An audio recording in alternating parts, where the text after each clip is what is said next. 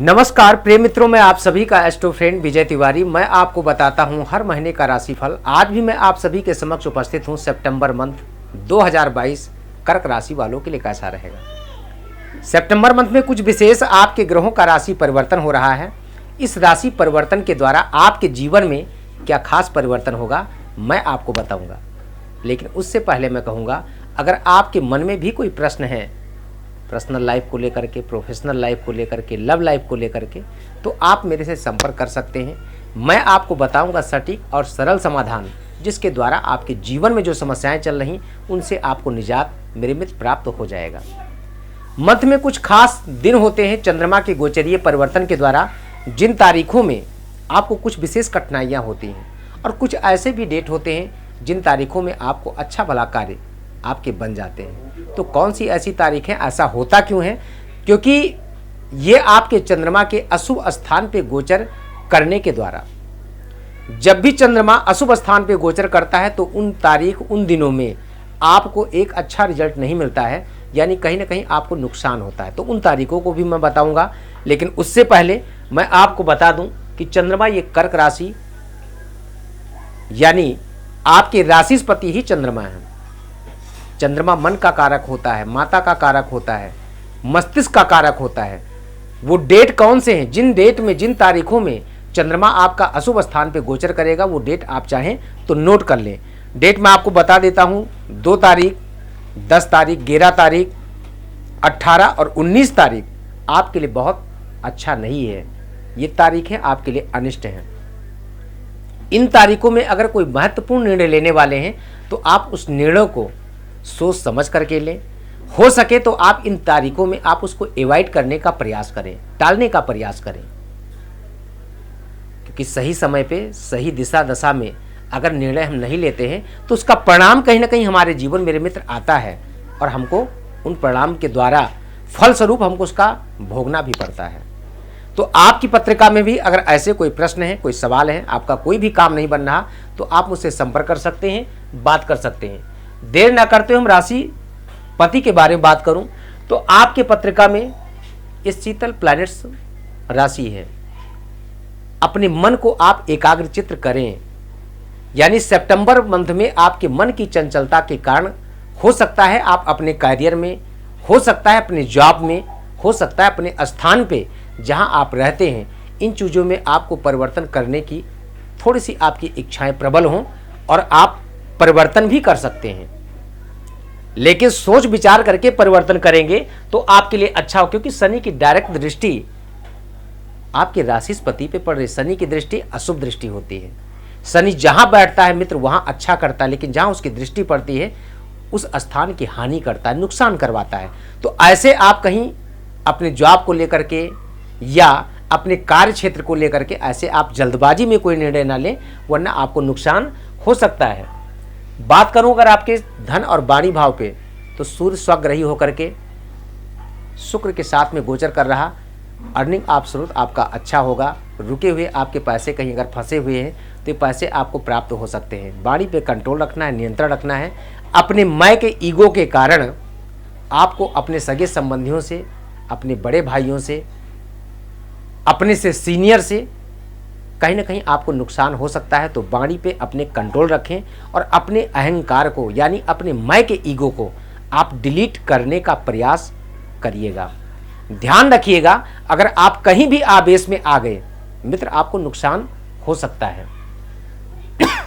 बात करूं अगर आपके तीसरे स्थान की, जो संघर्ष का स्थान है, जहां पे बुध स्वग्रही होकर के बैठा हुआ है, यानी 10 अक्टूबर तक आपको सावधानी कीजिए, वरना संघर्ष आपको ज़्यादा करना पड़ेगा।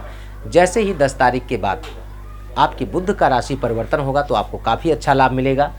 चतुर्थ स्थान की बात करूं तो आपके भूमि, भवन, वाहन, माता का सुख इत्यादि में आपको लाभ मिलेगा। स्वास्थ्य को लेकर के सचेत रहिएगा। परिवार के सामंजस्य को मिला करके चलिएगा।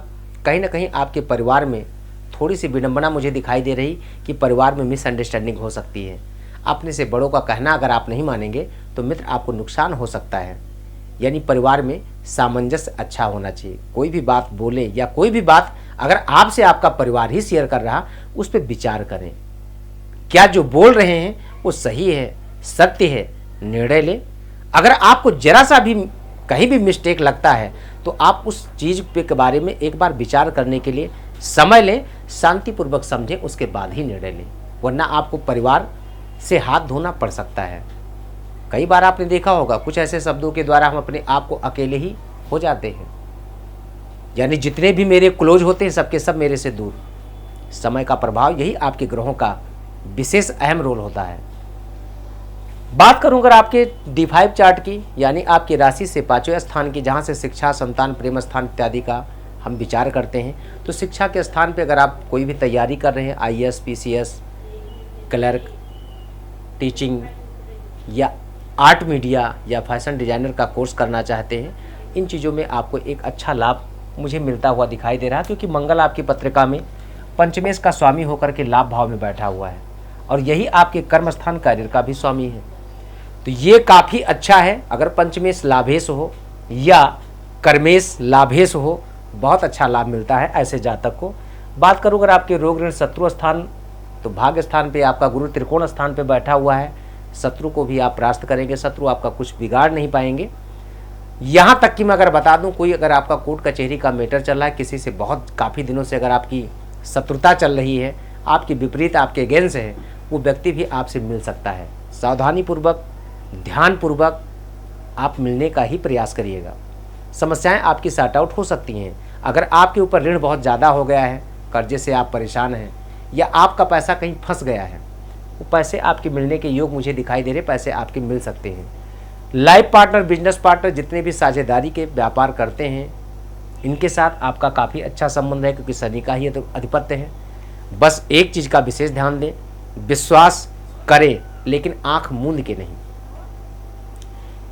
आपके लाइफ पार्टनर के बीच में या बिजनेस पार्टनर के बीच में कोई तीसरा व्यक्ति इन्वॉल्व होकर के आपके व्यापार को या आपके परिवार को डिस्टर्ब कर सकता है, उनसे आपको बचने की आवश्यकता है। बात करूं मित्र अगर आपके करियर स्थान की, तो कर्मेश भी आपकी पत्रिका में मंगल है और आपकी पत्रिका में पंचमेश भी मंगल, जो आपकी पत्रिका में देखें तो एकादश स्थान पे गोचर कर रहा। आपकी राशि से एकादश स्थान पे जाना अति शुभ मानते हैं।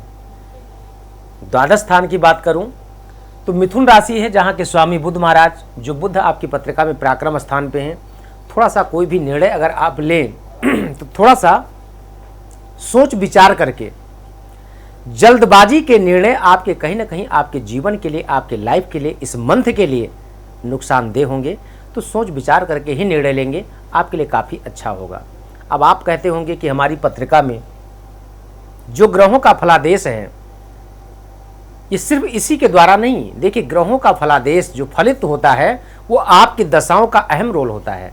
अब आपकी पत्रिका में दशाएं कैसी चल रही हैं, उसी के आधार पर मेरे मित्र आपको लाभ मिलता है। मैं आपको यही कहूँगा, अगर आपके मन में भी कोई प्रश्न है तो आप अपनी पत्रिका का संपूर्ण विश्लेषण मेरे द्वारा आप प्राप्त कर सकते हैं, जो स्क्रीन पे नंबर दिया जा रहा। विशेष जानकारी के लिए आप स्क्रीन पे संपर्क करें, इस नंबर पे संपर्क करें, मुझसे बात करें। तो आज के लिए इस वीडियो में सिर्फ इतना ही। पुनः मैं किसी नए विषय, नए टॉपिक को लेकर के फिर चर्चा करूंगा। तब तक के लिए नमस्कार। जय श्री सीताराम।